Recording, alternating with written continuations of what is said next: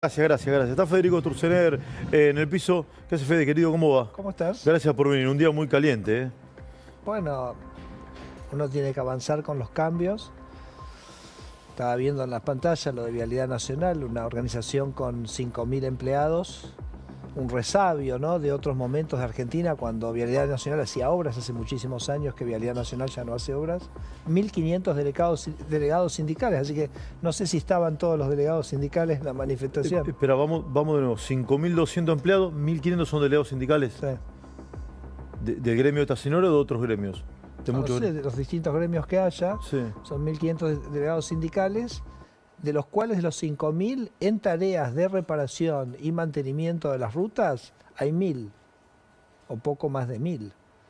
O sea, tenemos una estructura muy sobredimensionada por el pasado y la historia. O sea, ¿laburan uno de cada 5? Digo, en tareas de mantenimiento. Ah, ok. En tareas de mantenimiento, uno de cada 5. Y con un problema absolutamente central tenía esta organización, que era que se controlaba a sí misma. Por eso tenemos una expresidenta que está procesada y condenada, una causa que se llama Vialidad.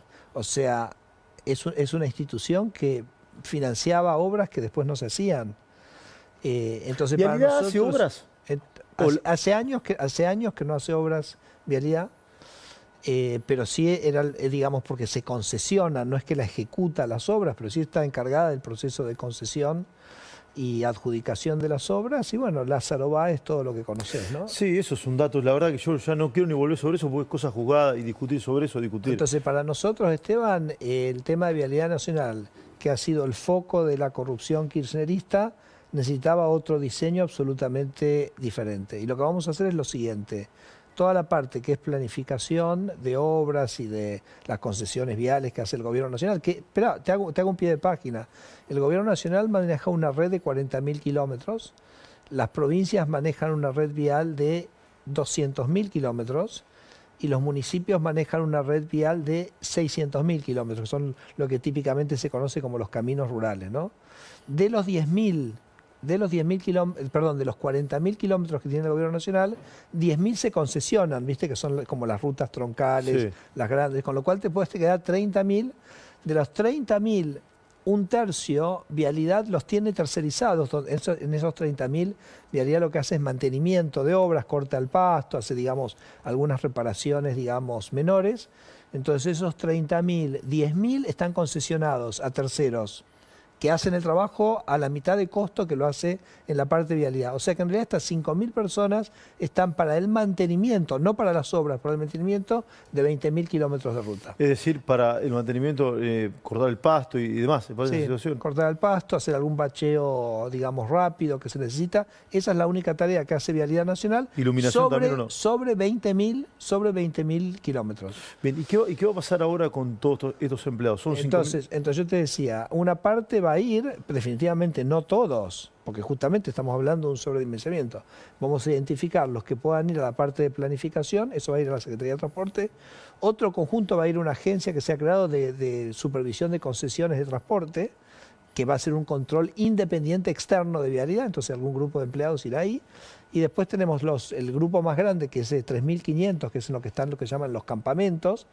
Eso también, digamos, inicialmente pasa a ser una unidad en la Secretaría de Transporte, y el objetivo de esa unidad es, en el corto, mediano, no muy largo plazo, proceder a la tercerización de esas actividades. Porque te repito, las áreas que están tercerizadas, que te dije que eran un tercio, ¿no?, de esos 30.000 kilómetros que en algún sentido gestiona Vialidad, el sector privado las hace a mitad de costo que lo que hace la propia Vialidad. Y los ahorros que nosotros podríamos tener con estos cambios nos permitirían pintar todas las rutas argentinas cada 2 años, que es un tema absolutamente central de seguridad vial. O sea, nada, acá teníamos que cortar una fuente de corrupción icónica y generar más eficiencia al proceso. Bueno, ¿Cuántos empleados van a quedar? Eso nosotros no tenemos un número, nunca trabajamos nosotros con decir queremos bajar este número. Nosotros cuando analizamos, nosotros viste que estamos a cargo un poco de la implementación de la motosierra. Eso quiere decir que vos vas a cada ministerio y decís, bueno, a ver, esta función tiene sentido o no tiene sentido. Puedes ir a áreas donde la función directamente no tiene sentido, se van todos. Y después puedes ir a otra área que por ahí no te alcanzan los empleados que tenés porque es una función que querés digamos, tener, querés gestionarla bien, etcétera. Entonces nosotros, Esteban, no trabajamos con criterios así, decir, tiene que ser tantos, etcétera. Se hace un análisis racional en cada caso. Lo que sí te puedo decir... Pero si hay 1.500 delegados... No, lo que te quiero decir es que obviamente hay una sobredimensionamiento de este organismo. Por eso te lo quise tratar de mensurar cuánto es realmente los kilómetros de ruta que maneja y que gestiona y que mantiene vialidad. Son 20.000 kilómetros de los 850.000 kilómetros de redes viales que tiene Argentina. Se terminó la obra pública, esto lo dijo el presidente muchas veces, lo dijo Manuel Adorni también, lo reafirmaste vos ayer cuando hablaste también durante la tarde. ¿Quién va a hacer las rutas en Argentina? Bueno, a ver, la concesión de las redes troncales implica que uno hace un sistema de peajes y el que toma la ruta básicamente hace el mantenimiento de la ruta y hace, digamos, las obras para que la ruta esté en condiciones y que sean necesarias. Después tenés la red provincial, que son las provincias las que están encargadas del mantenimiento de esa red provincial y por supuesto la municipal. Sí, yo sé que no es tu área, pero te lo tengo que preguntar. ¿Y las rutas que no son rentables para el mercado y que el privado no se quiera hacer cargo, quién las va a mantener? Bueno, eso sería, nosotros por ejemplo, los 40.000 de las rutas nacionales, uno lo que tiene es esas 10.000 kilómetros de las rutas troncales, en general se pueden sostener con el peaje y en las otras las va a sostener el Estado. Pero una cosa, el Estado las puede sostener de manera propia, a través de una institución como Vialidad, o la puede gestionar a través de un tercero, el mantenimiento de la ruta, las obras que eventualmente haya que hacer. Lo que te podemos decir es que hemos encontrado... las que no se liciten las va a mantener y hacer el Estado. Por supuesto, por supuesto. Sí. Y todo Vialidad ahora queda bajo el Ministerio de Economía. Claro, bueno, ya estaba, ¿no? Pero digamos, ahí está, porque también esto es otra cosa que es interesante de analizar, que tiene que ver con todo este proceso de facultades delegadas, que sabes que termina hoy a las 23. Sí, mañana en realidad, ¿no? Sí, hoy 23. Javier puede firmar hasta hoy 23. Igual ya prácticamente tenemos todo, quedan algún par de cositas. Entonces, el kirchnerismo, yo siempre lo comento a esto, gestionaba a través de la construcción de cajas de guita, lugares donde podía juntar guita y después usarla sin mucho control. Uno de los mecanismos más efectivos para hacer eso era crear lo que se llama organismos descentralizados. Es decir, organismos que tienen su propia estructura, su propia administración, su propio mecanismo de recaudación, etcétera, y que son como entidades estatales independientes. Nosotros lo que hacemos ahora en muchas entidades, no solo Vialidad Nacional, estamos lo que se llama centralizando esas funciones.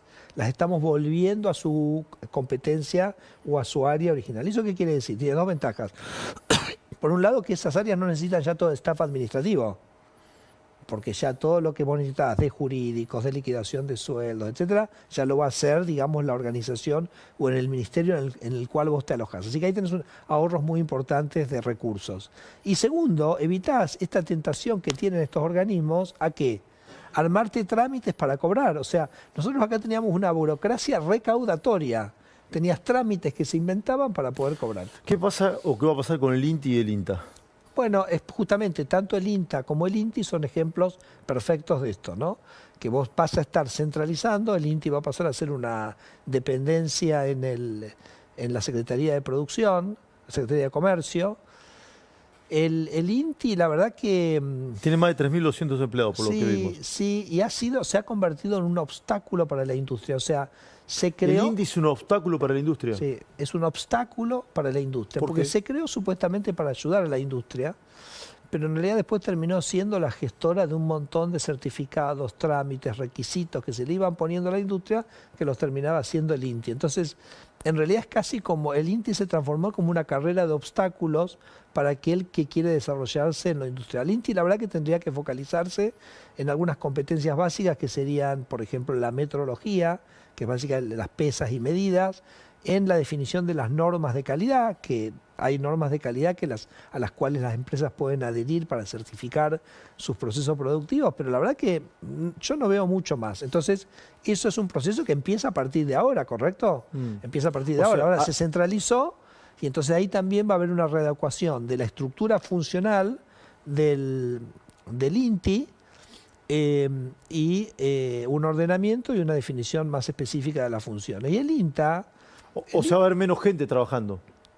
Sí, va a haber menos gente trabajando. Va a haber menos gente trabajando. Va a haber menos gente. ¿Y eso por qué? Por eso va a permitir reducir los costos del sector público, reducirle obstáculos a la producción privada, y esos ahorros, como ya lo hemos hablado muchas veces, Esteban, cada ahorro en el sector público es un peso menos de impuestos al sector privado. ¿Pero te puedo comentar algo del INTA? Sí, pues déjame hacerte dos preguntas más sobre el INTI. Recién una trabajadora decía que son 700 empleados que posiblemente pasen a disponibilidad. ¿Es correcto este número o no? Te repito lo mismo. Okay. Me parece que, digamos, este es un trabajo que ahora empieza en la Secretaría de Comercio, definir cuáles son las competencias, las estructuras, ahí se ve quién... Una física nos decía recién que ellas homologaban las pilas. Para que sean aptas, que no generen peligro ni daño a niños ni nada en Argentina, porque no tienen homologación de origen. ¿Eso se va a seguir haciendo o no se hace más? Eso ya lo cambiamos hace un par de semanas. A ver. También lo hicimos con las facultades delegadas. Yo me acuerdo cuando me trajeron el tema, le dije, che, no me rompan con esto, ¿qué es esto? Pero me insistió mi equipo y después me di cuenta que era una cosa bastante importante, porque en Argentina no hay productores de pilas. Entonces cuando vos traes una pila... Bueno, en general por temas ambientales vos pedís que tengan ciertas características, pero no se aceptaban, como bien te dijeron, los certificados internacionales. Entonces vos te traías una pila de Duracell de Estados Unidos y tenías que hacer todo un proceso en el INTI de certificación que la pila Duracell, que se venden millones y millones de pilas en el mundo, era apta para que los argentinos la pudieran usar. Entonces lo que nosotros hace 2 semanas dijimos, ya no es más necesario hacerlo en el INTI, uno puede usar ese certificado internacional, y al final no era tanto una pavada. ¿Sabes por qué?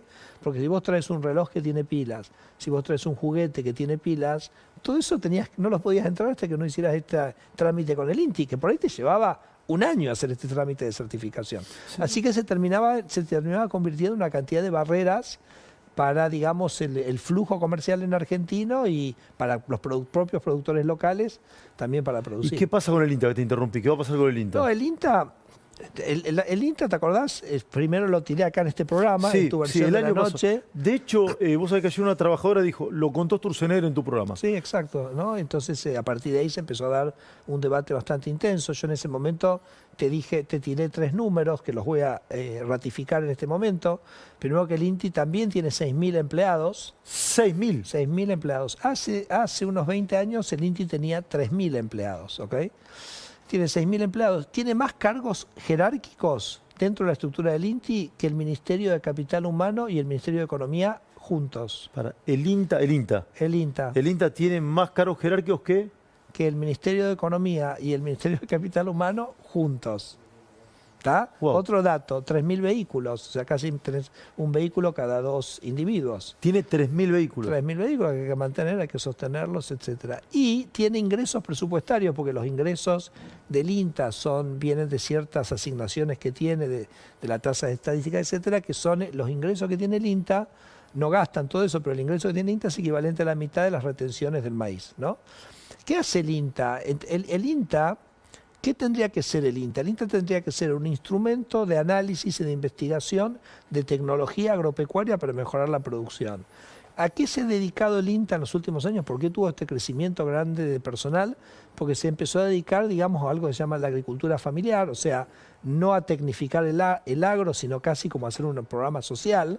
Nosotros entendemos que el INTA el objetivo no es hacer programas sociales en el INTA, para eso hay otros mecanismos. El INTA tiene que estar dedicado y focalizado en la tecnología agropecuaria, y además empezó a proliferar una serie de investigaciones en el INTA que vos decís, bueno, ¿de qué son las investigaciones? ¿Son de la semilla? No, no son de la semilla, son de temas sociológicos. O sea, se metió un poco toda esa casta kirchnerista dentro del INTA, les debió, aumentó los recursos, cooptó los recursos. O sea, yo soy productor de maíz, no es mi caso, pero para dar un ejemplo, yo soy productor de maíz.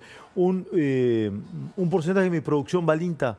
No, no es que te lo estoy poniendo para que vos mensures y tengas una dimensión.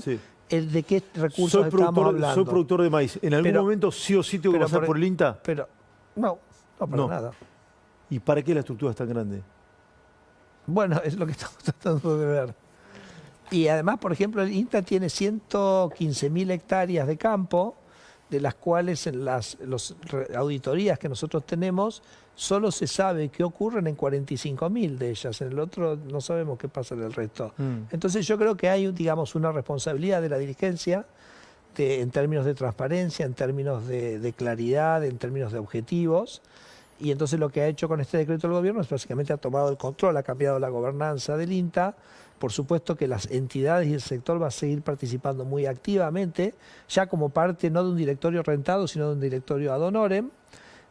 Bueno, y me parece que empieza también un proceso de indagación propia que tiene que hacer el propio sector agropecuario y el INTA sobre qué es lo que queremos que hagamos con esta organización. Nosotros hay un sistema que a nosotros nos gusta mucho, en todo caso también podría aplicar al INTI, es que cuando vos haces una investigación, sobre todo esto que es investigación muy aplicada, no es investigación básica que la haces en las universidades, sí. Yo digo, el INTI la verdad que tendría que estar en las universidades, no sé por qué está separado de los lugares donde se genera el crecimiento, está esto. Pero en el INTA, ponele, a nosotros nos parece que es muy importante que las investigaciones se hagan siempre con fondos complementarios del sector privado. O sea, que haya un privado que diga, yo estoy dispuesto a poner parte de la tarasca para hacer esto. Está bien, el Estado me ayuda, porque estamos hablando de innovación tecnológica, crecimiento, etcétera. Perfecto. Pero no, digamos, cualquier cosa que no sabemos si tiene valor social o no. Dos cosas más sobre el INTA. De estos 6.000 empleados, me imagino que se interrumpirán contratos, cesanteados. ¿Cómo es eso? Te hago la o misma, lo mismo. No, pero te hago la misma porque es, digamos, es metodología. Sí. O sea, también te digo, es un organismo que está totalmente sobredimensionado. ¿Va a caer la planta del INTA? Sí, te lo digo, eso estoy seguro. ¿Va a caer la planta del INTI? Sí, seguro. ¿Va a caer la planta del Vialidad? Sí, es el objetivo. Este es un gobierno que quiere bajar el costo del sector público para devolverle impuestos a la gente. Ahora, si me preguntas un número, no, porque hay que hacerlo criterioso. Me hablabas del campo. Las entidades agropecuarias, cito una al azar, la rural, por ejemplo, la sociedad rural, pues entiendo que se viene la Expo en estos días. Ayer Nicolás Pino tuvo algunas declaraciones vinculadas con el tema de retenciones. ¿Habló con usted a favor del INTA, en contra, ni se metió? En general, digo. Sí, no se metió mucho, él puntualmente. Creo que es un dirigente, digamos, que ve con claridad. Creo que él entiende que ha habido problemas, que ellos en algún sentido son partes de que, digamos, haya ocurrido esto, porque la verdad que nosotros también en este año y medio, nosotros pasamos un año y medio pidiéndole al INTA que nos presente un plan de ordenamiento y no recibimos nada, no recibimos ninguna respuesta. Te hago la misma pregunta con el INTI, que la UIA, por ejemplo, alguna cámara industrial. Bueno, ¿le hizo algún planteo a favor del INTI? Sí, mira, fue así, fue interesante eso que me estás preguntando. La UIA salió a defender al INTI. Okay. Entonces dijimos, bueno, perfecto, vamos a hacer lo siguiente. El INTI tiene una parte central y después tiene 250 como lugares. Les damos las 250 lugares. Se los damos, se los transferimos a la UIA. ¿Para que la UIA haga qué? Bueno, no sé, ellos dicen que estaba buenísimo lo que hacían. ¿Y los tomaron? No, para nada. No, dijeron, bueno, no, fíjate qué querés hacer. Entonces no estaría tan bueno lo que hacen. Bueno, es lo que estoy tratando de inferir, ¿no? Pero fue interesante esa... Yo la verdad que, yo insisto siempre lo mismo, ¿no? O sea, vos me preguntás acá sobre la... Es como curioso, vos me preguntás sobre qué pasa con los empleados de Vialidad, qué pasa con los empleados del INTA, etcétera. Y no me preguntás... Es natural que no me preguntes, pero ahora te vas a dar cuenta de lo que te voy a decir. No me preguntás sobre todos los empleos que se van a crear cuando yo le devuelva ese dinero a los 45 millones o 47 millones. Porque se va a dinamizar más el... No, claro, o sea, nosotros viste que en este último año bajamos 50.000 empleados públicos. Sí. Eso nos permitió un ahorro de 2.000 millones de dólares. ¿Dónde están esos 2.000 millones de dólares ahora? ¿Dónde están? Que antes nos lo cobraban a nosotros como ciudadanos para financiar a esos empleados públicos. Ahora, el Estado eso no lo gasta, con lo cual no me lo tiene que pagar como impuestos, y ese quiere decir, ¿qué quiere decir? Que nosotros dos, ¿qué? Gastamos menos, pagamos menos. No, recuperamos esa plata, porque, a ver, esto es... A ver. Todo lo que el gobierno gasta, alguien lo garpa. ¿Está bien eso? Sí, correcto. O sea, o alguien paga un impuesto... Sí. O si el gobierno... ¿se endeuda o emitimos? No, claro, o si el gobierno no le alcanza plata, emite y lo pagamos con inflación. Entonces, imagínate que están todos esos gastos, bueno, nosotros los estamos pagando de manera más explícita o más solapada, oculta, pero lo estamos pagando. Cuando Javier Milei baja el gasto público 30%, todo ese dinero que no se gasta más es un dinero que él no nos tiene que pedir a nosotros como ciudadanos para financiarlo. Por ejemplo, el año pasado, lo primero que no nos pidió fue la necesidad de emitir dinero. O sea, bajó el gasto, no tuvo necesidad de emitir dinero. Como no tuvo necesidad de emitir dinero, Luis Caputo pudo bajar la inflación. Como pudo bajar la inflación y la gente no paga ese impuesto inflacionario, sacó a 10 millones de argentinos de la pobreza. Entonces, vos me vas a preguntar sobre los 50.000 y yo te digo, no, pero mirá, estos 50.000, al gastar el Estado 2.000 millones de dólares menos, quiere decir que le devolvimos a los ciudadanos 2.000 millones de dólares. En el año pasado, principalmente a los más vulnerables, porque se los dejamos de sacar con la inflación. ¿Me seguís? Sí, perfecto. Y eso es lo que creó y permitió que la economía creciera 6% el año pasado, que creara empleos en el sector privado, porque obviamente los del sector público se compensaron con aumento en el sector privado, y sacaras a 10 millones de argentinos de la pobreza. Vos sabés que hay mucha expectativa por nuevos organismos y quiero seguir con uno más. Y después te quiero preguntar por algo que creo que me contaste acá. Aricame me tenés que preguntar. ¿Cuál? Aricame me tenés. Dale, contame. Aricame para mí es el ejemplo emblemático de la locura kirchnerista. ¿Qué es Alicame? Aricame es una agencia de regulación de la industria del cáñamo y del cannabis, bueno, que es la planta que después sale la marihuana, ¿no? Sí. Entonces ellos crearon un organismo descentralizado para regular esta industria. Ese organismo tenía más secretarios de Estado que el Ministerio de Salud. ¿Ok? Y hacía cosas que ya eran competencia del ANMAT. O sea, creaste un organismo descentralizado para tener una cantidad de puestos bien remunerados para hacer algo que el Estado ya hacía. Ese es como te lo describe de cuerpo entero. Ese se disolvió ayer. Sí, lo contó Adorni ayer en la conferencia también. ¿Y algunas de esas personas qué hacían?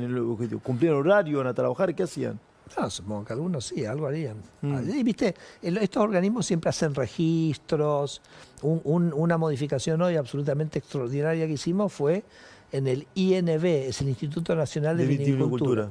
Que esa es una industria importantísima para Argentina, relativamente exitosa. Y culturalmente muy importante también. Y hace muchos años se cambió la ley y básicamente se hizo que el Instituto Nacional del Vino, como que en algún sentido verificara cada paso de la cadena productiva. Entonces vos querías mover la uva de acá a allá, tenías que pedirle permiso al INV, etcétera. Cuando en realidad el control, como es en cualquier alimento, ¿a dónde se hace? Se hace sobre el alimento. Se hace si el alimento es saludable, si es inocuo, que quiere decir que no genera un problema para la salud. Podés testear en el caso del vino la genuinidad, que lo que vos llamás vino sea efectivamente vino, pero no cada uno de las etapas del proceso productivo. Nosotros hablamos con muchísimos viñateros y nos dijeron, yo tengo todo un equipo de gente simplemente para cumplir con los requisitos burocráticos del INV. O sea, te controlabas si cambiabas una planta de lugar, digamos. Claro, por ejemplo. O por ejemplo, 1 hectárea vendías de viñedo, tenías que registrarlo, había un registro. Me hiciste acordar porque cuando me dijiste que hacían los de Aricame, seguramente inventaban algún registro o algo, ¿no? Entonces, ¿y eso el INV no existe más? No, claro, a nosotros las facultades delegadas nos permiten cambiar las funciones. Entonces pudimos modificar el artículo 24 bis y decir que ahora solamente la intervención del INV es al final de la cadena, que era lo que nos pedía toda la industria vitivinícola. No quiero que te vayas sin que me cuentes lo del Ego, pero lo del Ego, que vos me contaste, los ladrillitos que lo iban a verificar al exterior. Sí.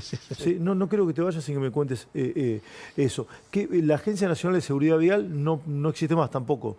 Claro, en la parte, esto es un tema importante, ¿no? Porque la seguridad vial es un tema absolutamente... Exacto, por eso te lo estoy preguntando. No, importantísimo. Yo igual digo algo que a veces parece un poco delirante, pero que nuestro problema de seguridad vial se va a resolver en serio cuando tengamos vehículos que se conducen solos, ¿no? Porque esos vehículos no pueden chocar en una ruta. Está bien, estaremos a 10 años, 15 años, pero lo otro es... ¿Vos lo planteaste en la ley de bases eso? Sí. Y después lo reglamentamos en la ley de transporte. Ah, está reglamentado eso. Sí. Y lo otro que se relaciona con eso es que si nosotros tenemos autos de mala calidad, que el Mercosur nos obliga a tener autos de mala calidad... Me dejas un montón de títulos. El Mercosur nos obliga a tener autos de mala calidad. Claro, entonces eso es terrible para la seguridad vial. Porque yo podrías tener autos muchísimo más seguros. ¿Auto como cuál? No, cualquiera. Anda a Estados Unidos, anda a Europa. Es impresionante la diferencia en el parque automotor. ¿Los autos que se producen acá son de mala calidad? Bueno, digamos, sí, son de mala calidad relativo al precio que estamos pagando. A ver, un Toyota Yaris, que es un entry level de Toyota acá, en Estados Unidos te compras un Tesla usado, ¿me entendés? O sea, estamos hablando de cosas... Por lo que vale un Toyota pequeño acá, te compras un Tesla en Estados Unidos. Sí, no sé si nuevo, pero usado sí. Entonces, pero no debe estar muy lejos del precio. Entonces, digo, ¿vamos a hablar de seguridad vial en serio? Sí. Tenemos que hablar de vialidad nacional. ¿Cómo es que tenemos las rutas que gastamos en 1.500 delegados y no tenemos las rutas pintadas? ¿Queremos gastar en delegados? ¿Queremos gastar en 4.000 personas que no están en la ruta manteniendo y no pintamos las rutas? ¿Eso es seguridad vial? ¿Queremos tener autos de mala calidad? Bueno, digamos, hay distintas dimensiones a la seguridad vial. Entonces, nosotros el control de las rutas, el control en rutas, históricamente en Argentina lo hacían dos organizaciones. Lo hacía Gendarmería y lo hacía las policías provinciales. Seguramente cuando has andado en ruta te han parado o Gendarmería o la policía provincial. Nosotros ahora vamos a unificar todo el control de la ruta en Gendarmería. Fíjate la locura que teníamos en el control vehicular. En el control que podía hacer la Agencia de Seguridad Vial, como la Agencia de Seguridad Vial no tenía poder de policía, si hacía un control lo tenía que hacer con Gendarmería. Lo tenía que hacer con Gendarmería. O sea, no había controles de seguridad vial sin que estuviera Gendarmería. Después había otra cosa que se llama la CNRT, que es una organización que quedó sin funciones, porque nosotros regulamos el transporte de pasajeros de larga distancia. Entonces, cuidaban horarios, fechas, todo eso desapareció todo eso. O sea, quedaron... Y esos hacían algún control vehicular de camiones. Llenos los camiones. Si el camión estaba vacío no lo podía parar. Y la Agencia de Seguridad Vial, si veía un camión que estaba hecho percha, no lo podía parar, porque podía parar vehículos. Y la CNRT, si veía un auto que estaba percha, no lo podía parar. Sí, entonces unificamos todo el control vehicular en Gendarmería, que el año pasado hizo 2,5 millones de controles, 5 millones de personas digamos, verificadas vehicularmente por Gendarmería, y unificamos en una sola, y vamos a tener mucha más efectividad en el control en rutas. Igual, ojo, seguridad vial son dos cosas: exceso de velocidad y alcohol, ¿correcto? Esas dos cosas te explican la gran mayoría de los accidentes. Sí, y alcoholemia los hacen los municipios, ¿no?